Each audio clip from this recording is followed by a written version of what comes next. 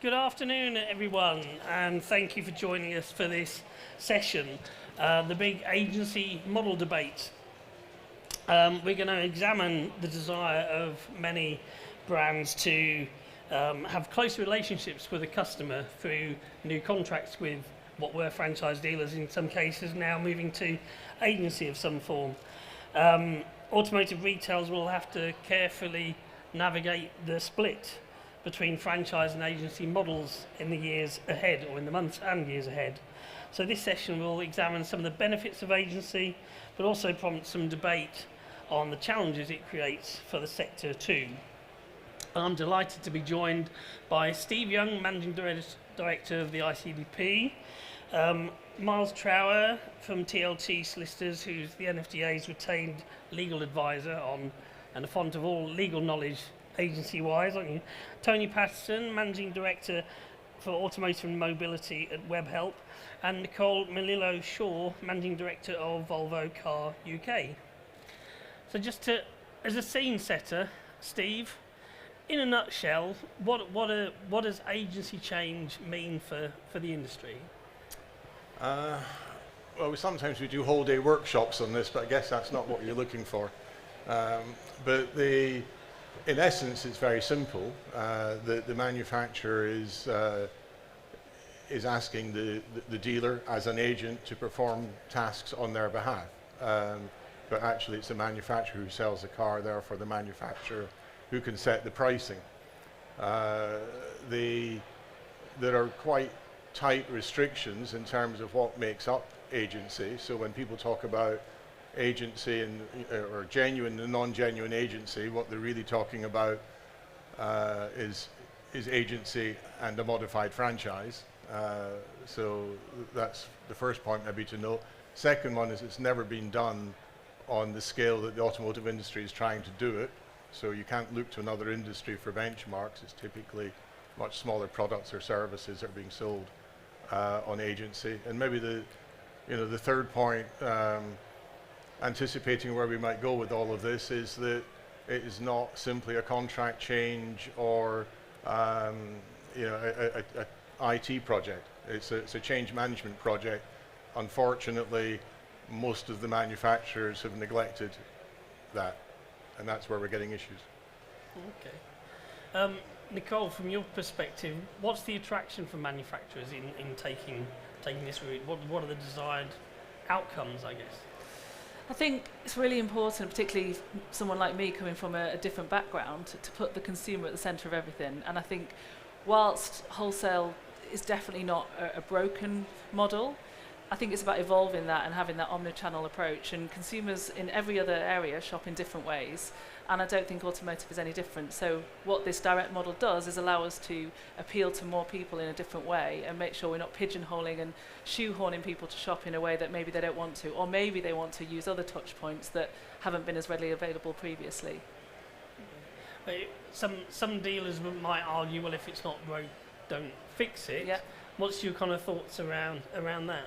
Firstly, I would say I completely understand that sentiment, and it's a understandable thing when something's been in place, functioning for a long period of time. I think what I would say is that I really believe that industries need to change before they need to change, because otherwise you're behind the curve. So most successful businesses that you see don't wait until it's the time to change. They anticipate it and go forward, and I think that's what the point is, really.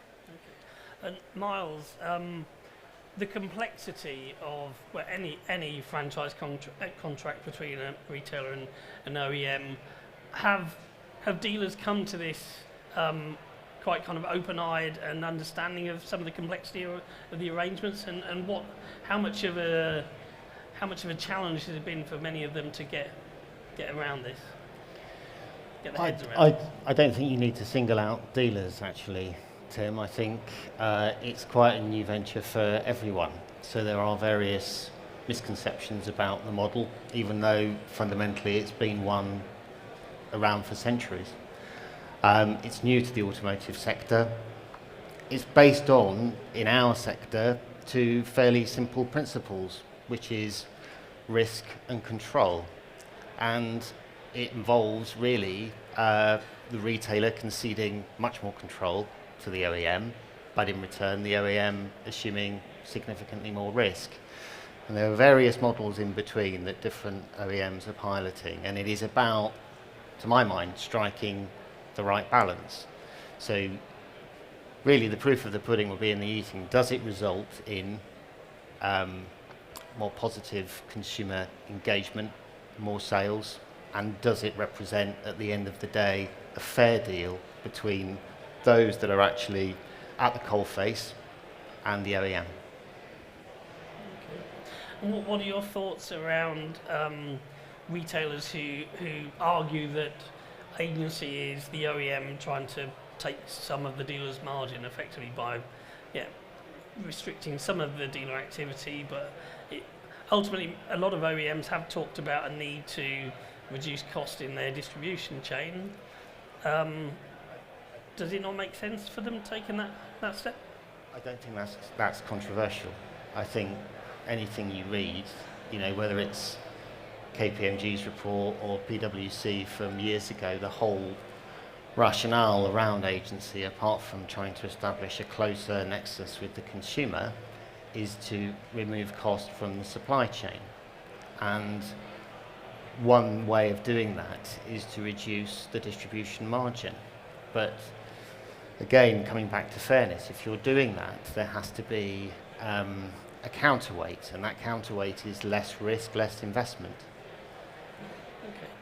And Nicole, that's something that as an OEM, of all the OEMs that are looking at agency or have gone already, you've worked collaboratively with your network to allay some of those concerns, I guess, in terms of the earning power of the franchisee. Yeah, and I think actually what we did before all of that is go on the journey with them. So obviously the whole point is that the wholesale model is established and it works. Definitely not disputing that. But I think if you want to move forward, you have to understand what you're moving from. So before we got into a position of thinking we had somewhat the answers, we actually partnered with them in the first place so we could be open-minded and change and course correct where necessary. Because I think if you bring that collaboration in too late, you're less able to make changes. So we started pretty much close to 2 years before launch to really understand how we did this together. And we've got some really strong partners that we made sure we saw regularly, once a month actually, all throughout that journey to get to where we needed to be, and that's continued as well. So definitely, obviously we were making decisions, but definitely had the voices of those retail partners with us. Were there any surprises that came up during the process of looking at this? And what can you give me some examples? Trying to think of what I'd be able to share. I think one of the things that I get told every day, and I do recognise, is just how much retailers do. So you can map it all out, and you think you can, cut and paste, but there's so much detail in retail that actually, when you come to play it out, there's some things that we're not aware of, and that's part of the magic of what goes on in today's world. But actually getting to an optimal position where we can be more relevant to more consumers, we have had to take that and then work out who has what role to play in a very complex journey. Okay. Because I suppose in a way this has come at the same time as the growth of EV, which there's a lot of uncertainty amongst franchise retailers in terms of their income stream with EV going forward, the after sales aspect as well. Steve, is this a whole kind of snowball effect of issues that threaten what dealers have traditionally seen as their traditional business? I think there's an element where perhaps the electrification and the reduced margins that the manufacturers saw, the legacy manufacturers saw in the cars, actually forced them to look at the cost of distribution. But I think to your comment about if it's not broken, why fix it? With all due respect to both manufacturers and dealers in the room, it is broken. It has been broken. ICDP was set up 30 years ago to try to help to fix it, and you could argue we failed miserably because it is the same as it was. I've got a book from the Andre Citroën wrote in 1930 something about how to run a dealership, and it still reads quite well today. Less a digital element. So just because you've been doing it for a long time and it sort of works and you can make money doesn't mean that it's right. there is far too much money tied up in the cost of distribution. It's not fit for purpose in terms of omnichannel, and we do need to move forward. Unfortunately, with some siren voices from the big consulting firms, some pressure from the electrification, then there's been a rush, forward. I mean, it all happened really in a very, very short period of time. Mercedes went live 2019 in Sweden, beginning of 20, not many people were really looking at it, but by 21, then lots of people had announced their plans or were working on them. So there's been a very, very rapid rush forward. I don't think it's a snowball as such. I think it's just a belated recognition of the need to change. Tony, I suppose the digitalisation of the industry has shown motor retail how quickly the customer is going to adapt and change their ways, how they've traditionally bought and owned cars. Is this just not part of keeping up with that and accepting that businesses need to change? Absolutely, because it's not so much that the businesses are digitalised, it's the customers are. Customers want a different experience now. They want the ability to create their own buying journeys and customer user journeys. So this whole omni-channel word actually isn't a word anymore, it's reality. And I think the motivation may be, yes, save a little bit of margin so we can be more price competitive, but in reality, I believe it's about providing an omni-channel customer experience in an efficient and an effective way. We work with basically delivering customer journeys across a whole series of sectors, and I don't know, it's been a long time since I've been into a bank. I get my groceries delivered, and people just don't want to buy cars in the same way that they wanted to 2 or 3 years ago, or even 20 years ago. Okay. Nicole, in the long term, what as a brand, what do you hope to achieve from this in terms of both from the retail partners that you continue to have and from the customers that you'll be selling cars to? I think the comment that was made earlier from Steve, I think it is really important that we don't just think of this as a contract change, that is the hygiene factor of getting over the line, but actually what we're doing it for, it's to improve the consumer experience. And I give the example about banking all the time, actually. That's a really good analogy, because when the concept first was live, I think a lot of people were fearful about money being moved around online. And actually here we are now, and a lot of banks are physical banks are closing because there's no need for them. Everyone's got comfortable. So there's a habitual change, hence why I say you need to change before you need to. So for me, for the business, the whole piece is around taking it to the next phase, where we really get clever and smart with consumer data. At the moment, we've changed model. It's a huge thing to have done with our partners, and we're really proud of that. But actually what we look to do in the future is create more consistency, have more brand touch points that are relevant for our consumers, and just make those interactions more positive. Because we do know, and it depends on your lens on it. I guess the guys making lots of money in the current model is definitely not broken, and I have a lot of those conversations. In terms of a consumer experience, consumers have had to accept that the way to buy a car is from having lots of debates around price, shopping around, having that post-purchase stress around whether they've got the right price.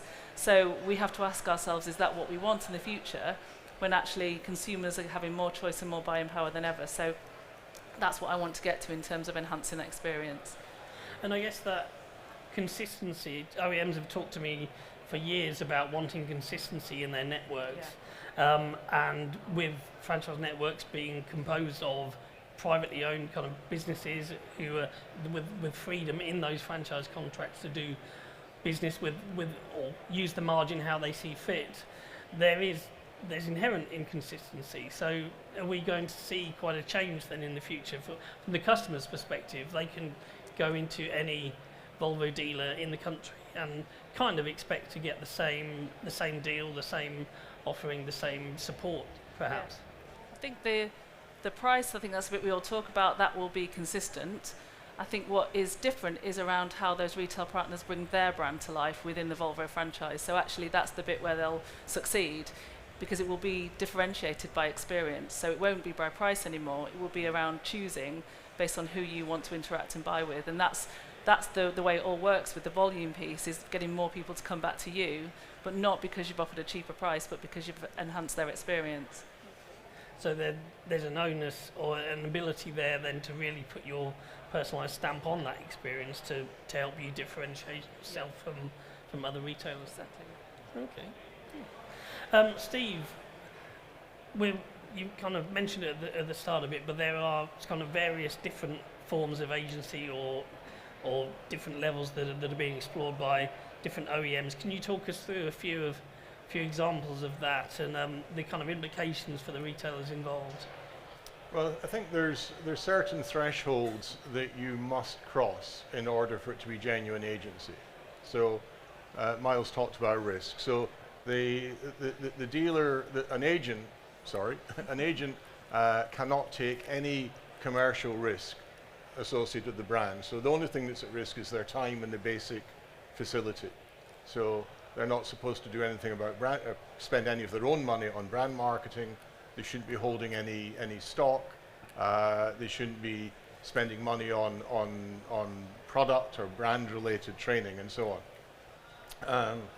They also, from the regulatory point of view, to make sure there's transparency, then it's also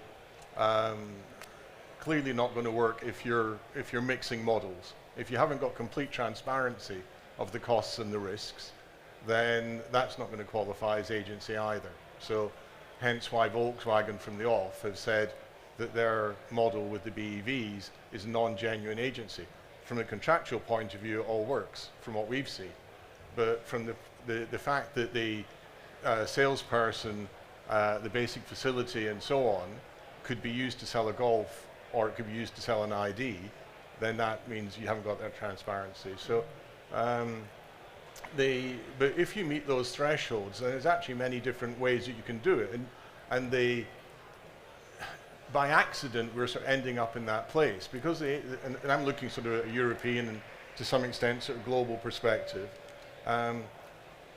Where the implementations have stalled or faltered, then there's actions that have been taken by a number of manufacturers which sound as if they're going backwards, but actually they still fit within agency, and it's actually perhaps quite a sensible way to go forwards. So if you take the example of Mercedes, then Mercedes have started putting money into the dealerships as agents to spend on local marketing. And some people would look at that and say, they've given up, they've lost. As long as Mercedes is paying the bill, that's still, genuine agency. And it's actually being sensible about the fact that the dealer understands the local market. He understands what levers work to drive customers into the dealership. So that's fine. If you look at Stellantis, which is sort of got off to a pretty rocky start in Benelux, before they started, they agreed with the dealers that they would sit down second week of every month, look at the order fill for the month and agree what actions to take to try and drive the traffic to get the order fill up to the level they want. The dealers also are allowed to propose what they have in the showroom, what they have on the demo fleet. And that's actually quite sensible. They're being sensible and saying, we actually haven't got the skills to do it. We've never done this stuff before. What's going to work. And they're driving the time frame as well. It's not go along and get an answer 2 weeks later. That's not how a retailer works. They need the answers immediately. If you look in the contrast, JLR in South Africa went live in March. And that is not going well because the manufacturer is deciding that every dealer needs an F-Pace SVR in blue as a demonstrator when the only F-Pace that sells in South Africa is a 2-litre diesel. They've filled the order pipeline up with high-spec cars because the marketing guys think they look great, but it's not the cars that sell. So get the dealers to do it. So I think there's a lot of pragmatic things that you can do which look a lot like franchise, but are still fit. It's a continuum, it's a spectrum, and you can be anywhere along that spectrum, and as long as the risk is managed, as long as the transparency is there, it's still agency. And I think the problem has been that it's been seen as being this great big thing you need to implement in one overnight session, and then you're in some new world, and it's not. Everybody's got to change, and lots of things can change along the way. It's a learning process. No, black and white doesn't work. No. Yeah. Mm. Yeah, I think it's been interesting that a number of years ago, we started to do some consultant projects with some of the Chinese brands. And the assumption was naturally that it would come to Europe without any of the legacy problems, legacy dealers, and just sell cars online. And they haven't done that, which is quite telling. It's also interesting that some of the direct-to-consumer, Genesis, for example, is now rolling back. They're developing effectively a dealer profile. And I think the truth is somewhere in the middle. And there'll be a separate sweet spot for every brand, depending on whether it's mass or premium. And it's just about finding that. And where we come in is we then work out the interface about how can we then support the customer through that process. Yeah, absolutely. As you say, with the incoming OEMs, there is no single set model that they're all using. And I guess in the longer term as well, it's horses for courses. There will still be some of the traditional brands who want to maintain franchise contracts for as long as possible, maybe because of the networks they have established, or it just works more conveniently for them. And back to the poor old customer. Back to the poor old customer, then they get more choice. Yeah. And they can decide if they want to buy online or come into a posh showroom or or go to a car park and pick your new Tesla up, whatever you want. Absolutely.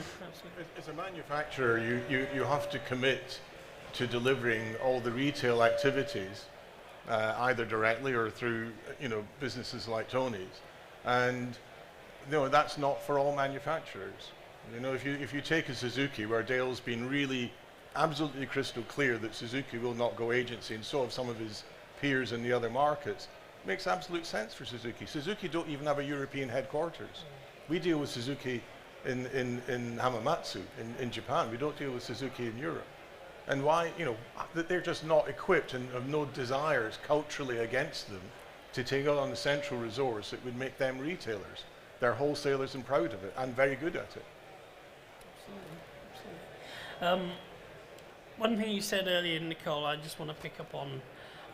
You talked about the banking industry, and actually, we have seen a lot of high street banks closing. For retailers who've invested massively in property, the thought of a shrinking physical network is probably, I don't know, maybe it's a positive because it's less overhead, but also they want their return on investment. What are your thoughts around the physicality of the retail networks in the longer term? Just check you can still hear me. I've dropped half my microphone on the floor. Yeah, you can. I think that, well, firstly, from our brand perspective, it's really important we have the right partners on board, which we've done a really good job of doing that. I think ultimately, going back to the point I made earlier, consumers will choose, and that's the beauty of being able to have more access to data.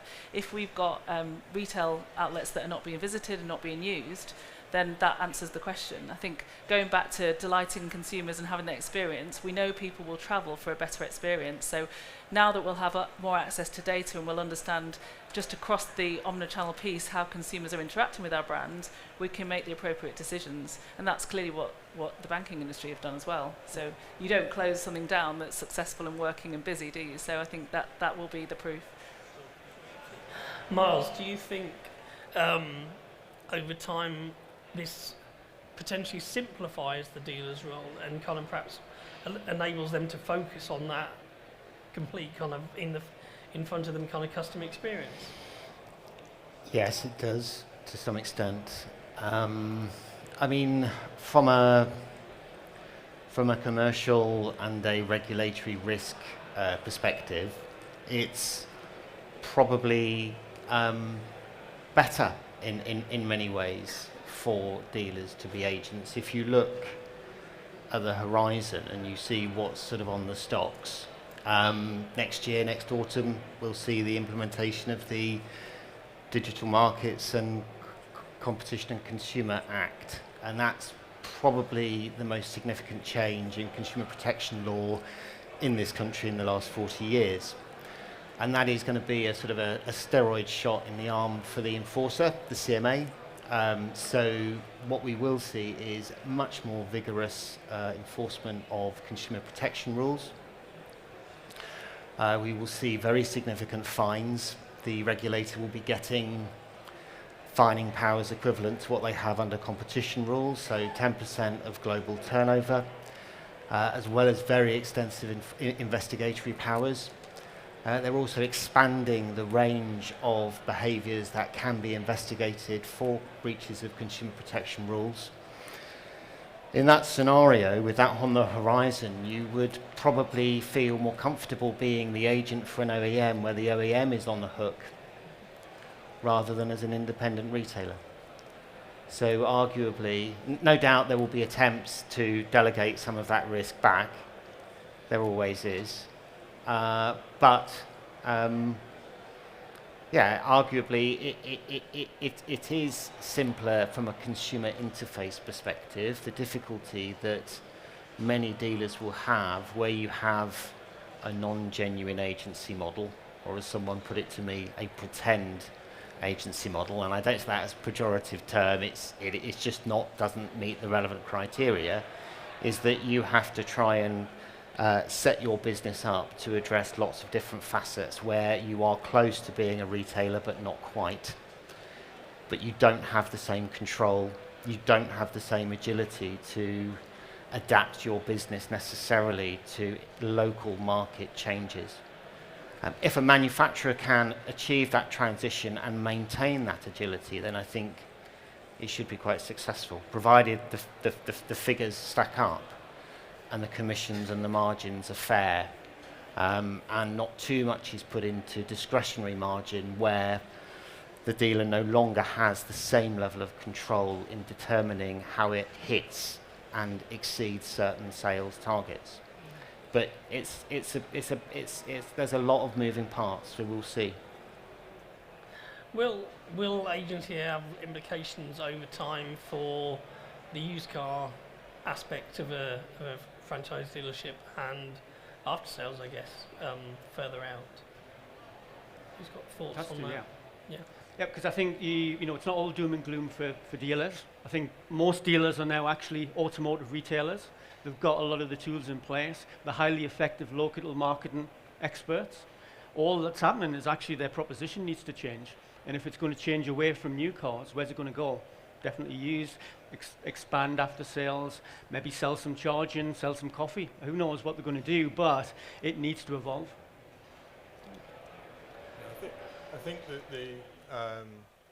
when we've spoken to the manufacturers, going back 2 or 3 years, then the thing which they absolutely did not want to get involved in was used cars. And the thing that they thought was a walk in the park was becoming a retailer. Now, I think they got that the wrong way around. But they generally, although there's an economic argument as to why they should get involved in used cars and have an involvement for longer, they don't like the risk.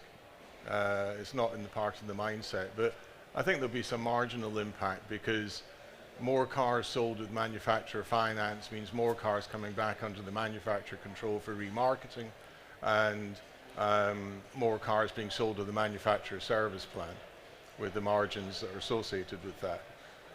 When you go back, you mentioned BEVs earlier as well.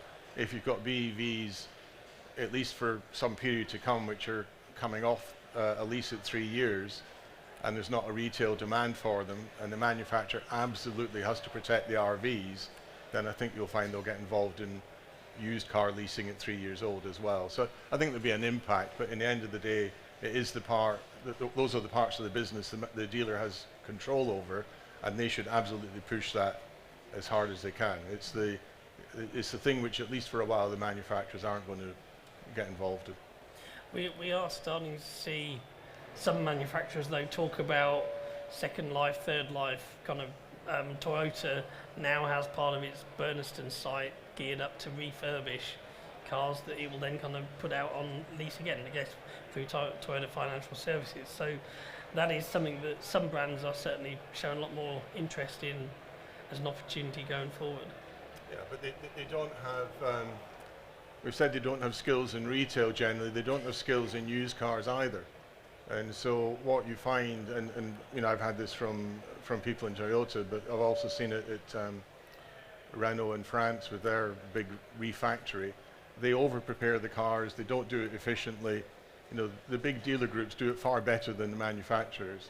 So it's useful for some small dealers that they can buy a retail-ready car.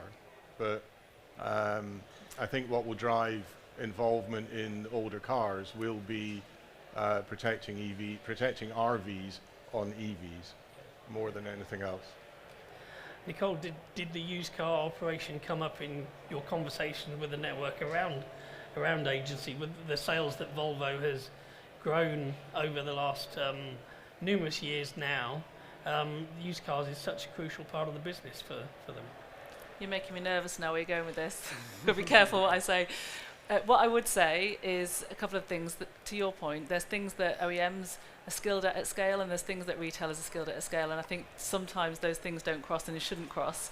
So I would say you need to focus on what you can do at scale, and that, so the used car proposition has been something we've done very successfully and will continue to do. I think, and I've had somebody message me about this recently, when it comes to thinking about our brand, again, going back to the consumer, ultimately, we have to make sure we have a strong proposition in each area and not just think about the new car consumer coming through, but actually someone else within their family or whatever might have a need for a used car. So actually, as we look at it collectively, we need to think about that and think about the end person. Used cars continues to be important for Volvo, absolutely. And I think as we move into this model, there's sales people that are skilled potentially at selling one more than the other. But we're still on a learning journey with that. Talking of the learnings, I know we're still early days yet, but how would you measure success of the transition in maybe in 2 years' time? Kind of, what do you want to see? So 2026, I would say. I think I've referred a bit to sort of the next phase, and I think being able to really understand our consumers more intimately. At the moment, we've got surface level data. I come from a background where we would understand our consumers intimately. We'd be able to not only know what they're doing now, but know enough about them to anticipate their needs and be able to interact with them on that way. So when we're communicating with them, they don't feel like another person. So we're not just talking to them 6 months before they need to renew a car. We actually understand their needs, and we can connect with them on a more emotive way. So if I fast forward and I think, what does this lead to? It's very much in that space around building that relationship, making our brand more relevant, being less around the transactional and functional elements, and more about a long-term partnership where we have products and services that are applicable to them through a lifetime and their family's lifetime. And I think this is the model that really facilitates that. I guess Care by Volvo is a step in that direction, isn't it? In terms of maintaining that relationship with them. Exactly, and we talked a bit about some of the approaches. We did subscription model first in 2019. We also did fleet last year. So, we're talking about it now because it's been the big change on the consumer side, but actually we have taken those steps and we are starting to see the benefits of that. I think a lot of this comes down to systems, and we all know anything with systems is an evolution, and also we should never think it's going to be done, because it's not. It evolves. We all know with our phones you get software updates. It's never done. It keeps improving, and that's the nature of the beast we're in now. Okay, fantastic, thank you. I'd like to open this to the floor. Any questions out there that you'd like to ask our panellists? We should have a roving microphone somewhere.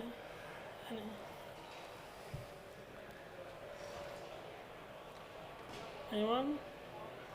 Oh, we have one there. Could we get a microphone? Oops. Hello. My question's to Nicole.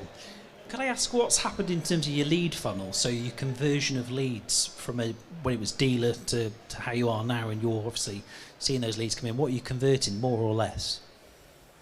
I'm not allowed to talk about anything post the D2C model, unfortunately. I can't get into specifics. I would say I really can't, because it's too early to say, and what I wouldn't want to do is misrepresent the data. I would say we put a lot of focus on that. It's getting more and more important to look higher up the funnel, because we can't just look at the end anymore. We can't just look at fixing things in the month, and we're used to operating in that way on a kind of day-to-day, month-to-month basis. The way that we're mobilising now is to start higher up and think further ahead, to make sure that the top of the funnel is filled earlier, to then be able to deliver at the bottom. And then the leads part is a crucial part of that. That's probably all I can say for now. Thank you. Sorry, another question for Nicole. What's your strategy for dealing with oversupply? Within the dealer network previously, discounting's been an avenue of dealing with oversupply of age vehicles. You're all asking me questions I'm not allowed to answer. Again, on that, we're still learning. That is the honest truth. We're obviously, in the time of changing model, the market's changed as well. So we're still learning what we're doing there. I really can't get into specifics about our brand. I'm really sorry. Steve, do you have any insights from having studied some of the activities overseas and kind of implementation of agency? What happens in a situation of oversupply? Chaos. I think that one of the problems with agency having initially been implemented over the last 3 years is that you could sell anything at MSRP, and there was no discounting. It didn't matter what model you were using, and I think that in itself has also led to the accusations of margin grab, because as we talked about earlier on, the contract takes away a chunk of margin and says we'll look after pricing, but actually for the last 3 years that meant you sold at MSRP, and we're no longer in that situation. So I think that before you go into it, you need to have the answers as to what you're going to do. And I'm told BMW doesn't go live in Europe until February next year, the first implementations, but I am told that they already have, I think, seven levers that they've already worked out that they're going to pull. And I just think you've got to be realistic. The factories are not going to follow the market. They can't. And they're not, the additional contribution from one additional car is so high that no one's going to say, no, we'll always supply market less one. What's the market? The market can be influenced by the price. So the market will be as big as you want to make it or as small as you want to make it. And I think what you need is to have a strategy which is least damaging to your main channel. That means that if you've got 15% of your retail price that's currently going in one form or another in discounts, that 15 becomes 12 or it becomes 10, not it becomes 0. And so is there a role for selling cars through the broker channel under agency? Probably yes, as long as you pick the right brokers and you do it sensibly. Is there a role for pre-reg, which is what we've seen this year with Mercedes in the UK? Absolutely not. I mean, that is just absolute total madness. What dealer is going to lead a customer to a car that's on agency and will earn him 6%, as opposed to one who's got it at the back on his balance sheet, on which he probably got 20% discount. Yeah. Having mentioned Tony, Steve, having mentioned Mercedes, we've certainly seen more marketing activity ramping up from the OEM themselves there. What is your take on kind of the activities of some of the brands in response to the supply there? I think it's quite interesting because from an agency model point of view, people naturally assume it means one fixed price. Well, I think in reality what it means is consistent and transparent pricing, because once you've got that, you can then have offers, and then you can then start to, so when Mercedes, for example, started to have offers, people thought, oh, well, that's going against agency. They're desperate because it's not about offers. Well, that's not true. Being a retailer is about promotions and offers and giving the customer what they need. So I think it's a natural thing that we should expect. But what the customers were seeming to be asking for was consistent pricing and also transparent as well. And once you've got that, you've got your omni-channel foundations, and then on top of that, you can be a retailer and be creative and offer, but you need to somehow get it back to a benchmark that you can then build from. And I think people are benchmarking now. Any more questions from the floor? We've got about 5 minutes left. Oh. Can I ask Nicole? It's always you, Nicole. First of all, congratulations on the new role. With the change in and the focus on customer experience, do you see the typical profile of a car salesman changing? It's an interesting question. It's one we've debated quite a lot. I think there's a role for, we've talked about the different products and used and new. I think that probably at the moment we would say there's definitely a need for a mixture within a retail environment. When it comes to new, I think you still need very good, capable, skilled salespeople. And let's not assume everyone in legacy world, for us, legacy world was not that. So I think actually if you can anticipate, understand a consumer's needs, and you can do that well, then there's absolutely a place for you in the new world. I think if you were selling things on discount and that was your main way of operating, then maybe it's going to be a bit more challenging. Thank you. Any more? There's a question at the back there. Oh, and another one here as well, and at the front. Thanks very much. Question for Steve, if I may, Steve. What do you anticipate the impact of agency on dealer group valuations? At the moment, it doesn't really seem to have had a big impact on the transactional activity that we're seeing in the market. Do you envisage that it will? It shouldn't. And when you certainly look at other markets, you know, like Sweden, for example, South Africa, there's Mercedes dealerships that have changed hands under agency, and they've gone for what you would expect them to go for. But you know, there's a concern that under most forms of agency, or most agency approaches, because we've just said there's only one form of agency in one sense, then your revenue line will drop because you're reporting a commission, you're not reporting the value of the car. Stellantis is different, but there's something to take into account. But anyone who's thinking about buying a dealer group or buying a dealership should be smart enough with their numbers to realize what's happened.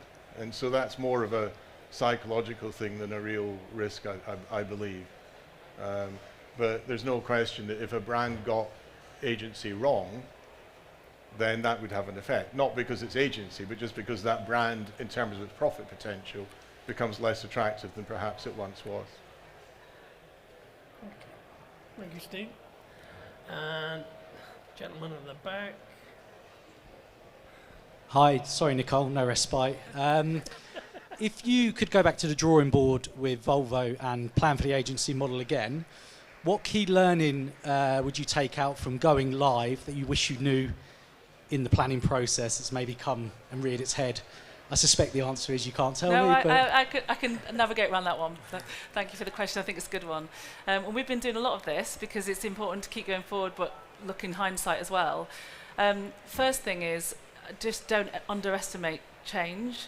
And that has numerous touch points. So one of the things I did first day in role was just remind everybody why we're doing this, because you can get so caught up, and you will get so caught up in the detail, and it's not easy. And I think actually taking a minute to just remind ourselves why we're doing this, and remind ourselves that there's three stakeholders in this. There's the consumer, there's the retailer, and there's BC UK for us. So actually we tend to talk about one or two of those more than the other, and actually reminding ourselves why we're doing this. The other thing I would say is just ensuring that teams are not working in silo. Again, sounds obvious, but when you're trying to do a big thing, everyone goes head down, moving forward in their area. But actually, we need to take a step back and look at it from the consumer perspective end to end and say, well, actually, what are they experiencing across all those touch points, not just what you're working on. And when you do that, there's things that come up that you would miss. Actually, you know, somebody internally just buying a car online and seeing what that feels like, what that looks like, they're the kind of things that people forget to do. So that's been a real opportunity for us to take a step back and say, where can we improve? Where are the pain points, and where do we want to focus? Fantastic. We've got 1 minute left. Any last quick question? If not, I will ask our panelists for just a very brief kind of one takeaway that from this session, Miles particularly, if somebody is facing going through an agency or changes to their manufacturer contracts in the future, what must they be aware of? Well, they must absolutely get professional legal advice, Tim, of course. Goodness me. No, I think I do think that it is quite a new environment for many. There will be a number of changes.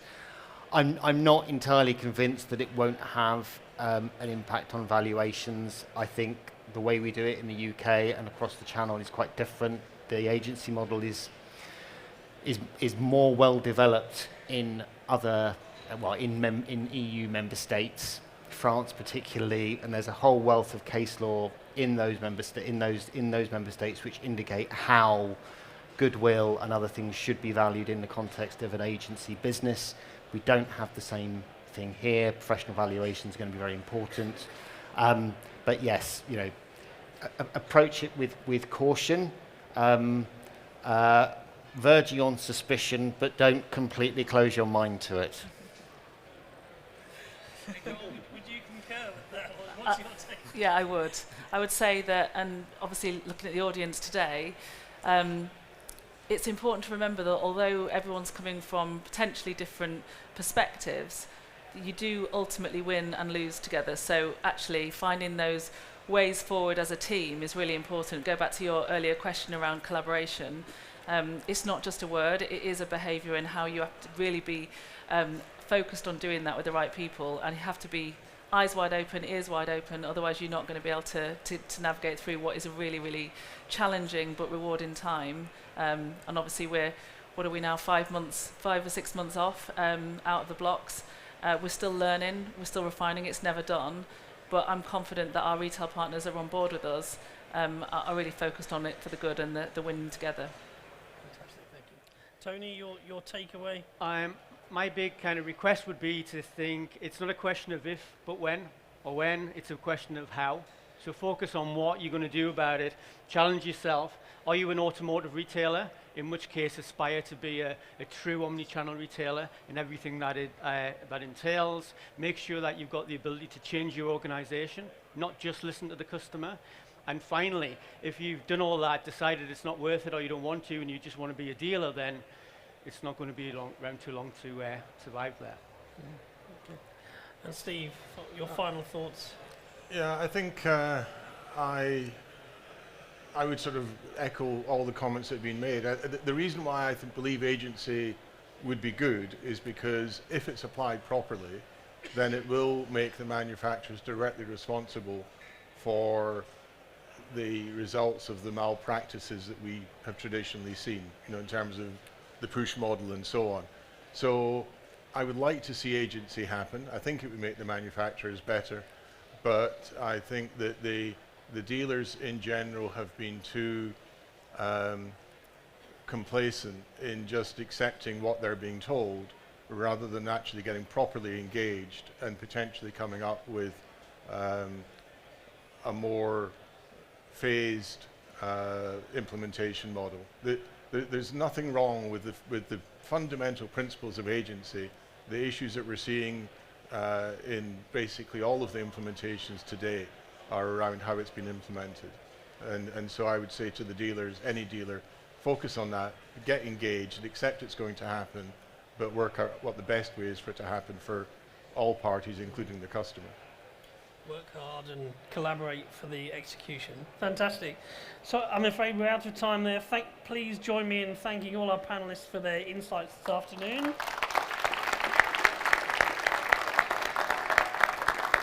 And I think there's still 1 or 2 sessions in the other theatres this afternoon, but otherwise make most of the rest of your day around the stands, and thank you for coming to AM Live.